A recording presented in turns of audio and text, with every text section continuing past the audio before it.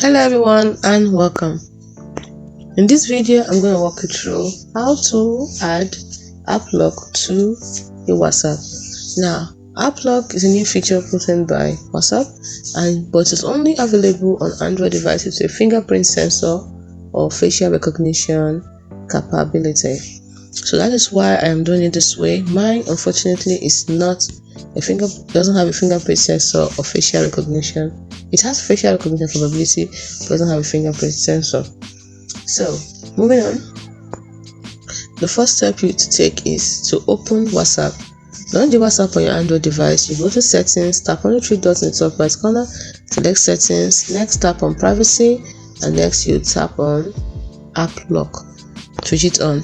Then you choose your preferred authentication method, whether it is fingerprint or face recognition. You set it up, confirm, and enable your Applock. From now on, whenever you open up WhatsApp, you need to use a fingerprint or face to unlock it. So this adds an extra layer of security to your conversation and prevents unauthorized access to your private chats. You can still answer calls even if the app is locked. If you forget your authentication method, you may need to install WhatsApp. Now let me show you what I mean.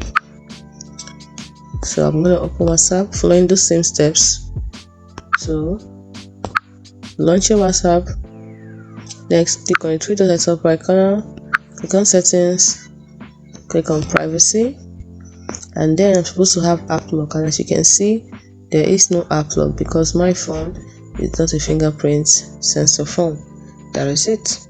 That was why I showed it to you through that method, but most of you that have this fingerprint sensor phone, you'll see the option of Applock among these options. So hope you found this video helpful. If you did, like and subscribe to this channel for more. Thanks for watching.